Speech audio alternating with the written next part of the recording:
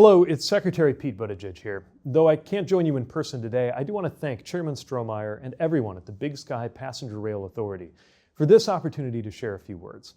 It was wonderful meeting some of your strongest advocates last month in Missoula, and I know that FRA Deputy Administrator Jennifer Mitchell is there with you now, and you'll have a lot to discuss, so I will keep things brief.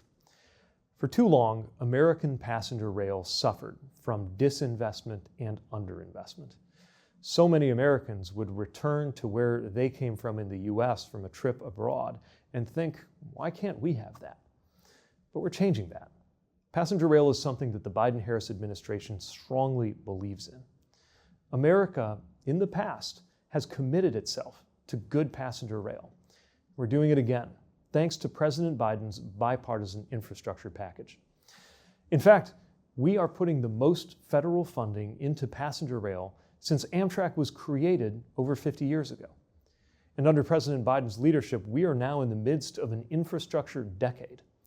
All over the country, we are building new tunnels, expanding routes, straightening and improving tracks to make train service more efficient and more reliable. Over $28 billion in grants were awarded last year alone, including one to upgrade service along the Empire Builder route between Chicago and the Pacific Northwest.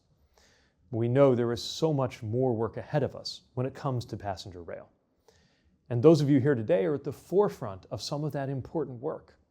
Work to make sure that more people can benefit from a convenient way of traveling. Work that will help cut down on the traffic on our roads and highways. Work that will connect people to good-paying jobs, to education, to friends, and to loved ones.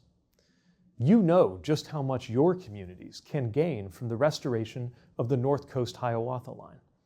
You spent years advocating for the restoration of this line, and now you are putting pen to paper in new ways to build the plan, the budget, and the timeline that can turn that advocacy into results. For our part, the Biden-Harris administration will continue to invest in passenger rail so that we can expand service to more parts of the country and grow a safer, cleaner, more equitable, and reliable rail system. And as this group knows so well, we're making good progress on the Amtrak Daily Long-Distance Service Study, which is bringing us even closer to restoring previously discontinued lines and creating new ones too. This is an extraordinary time and marks the beginning of a new era for American rail.